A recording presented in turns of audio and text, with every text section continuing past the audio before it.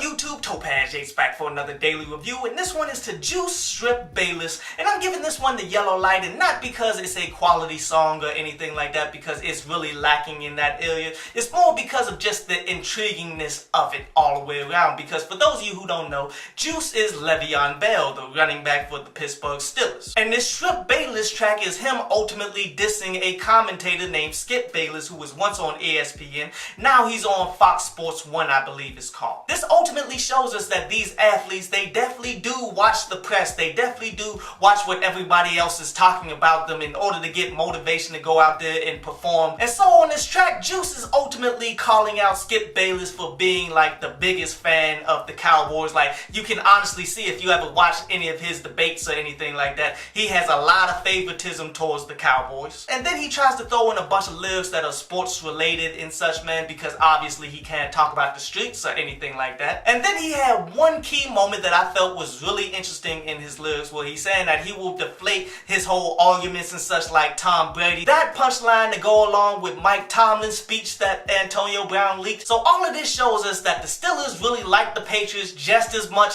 as I like the Patriots, which I really can't stand them, dude. But to keep it 100, I am a Steelers fan, born and raised in Pittsburgh. So I definitely find this track very interesting, man, especially along those lines, saying as though I'm a Steelers fan. But yet, as a music fan, I recognize this song is not that good, man. Like, his delivery is just not where it needs to be. His flow is just off at points, dude. His lyrics, I definitely did like the Deflate Gate type hit that he gave, man. But yet, ultimately, when he's delivering balls like how he totes the rock and he's not talking to Wayne Johnson, that's not a very good punchline. And my thing is, I'm not knocking Juice for chasing a rap career and such, man, because he can do whatever he wants to. He got the money to do so, and I definitely wish him the best of luck. But yet, in the end, he's going to have to put in the same amount of effort that he does when he's revolutionizing the running game and all of that, man, to building up his rap skills. And to be quite honest with you, the way that people try to prop up athletes and such to be spokesmen for the black community these days, because it's all but a con game that they try to do, because all of these black athletes can be controlled. I mean, this year, man, we only seen but a handful of people legitimately stand up for black people, and it's all led by Colin Kaepernick. But yet, for the most part, black athletes do not speak out because they'll start withholding checks and stuff from them, and most black athletes are in it to get their money, and I'm not mad at that, just they cannot be spokespeople for people. But yet, that's ultimately where they're gonna push Le'Veon Bell and such, because he's trying to get into the entertainment field. See, we got way too many people that are super intelligent that can go out and debate with anybody and break down all of these white supremacists, but instead they try to tokenize and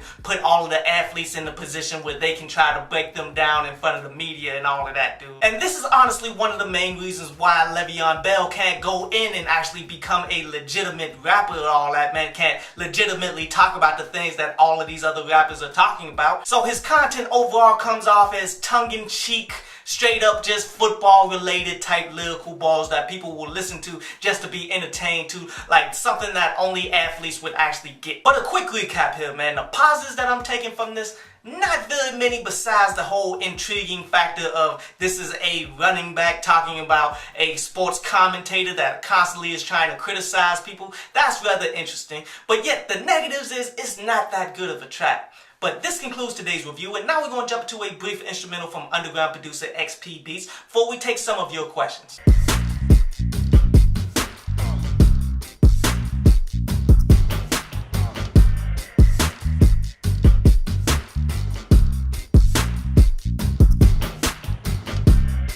So Mike says that DMX has always been overrated, and that is a lie, because you cannot take away the fact that Dark as Hell is Hot was a classic. It's still a classic to this day, that if you pop that album in, every song rides on that, dude. So there was definitely a moment in time where DMX was on top of his game, that the industry actually saw him as being a great MC, because that album sold a whole lot, bro. And Montel says that the whole dab came from DBZ, or Dragon Ball Z, for those of you who don't watch anime and all that. And you know what?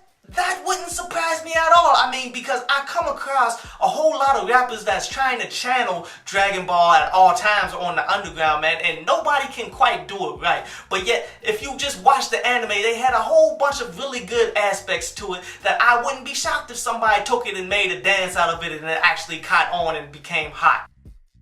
I hope you enjoyed the show. You can follow me at Twitter up there. And you can go to downloadpads.com, that's down there, to read today's article.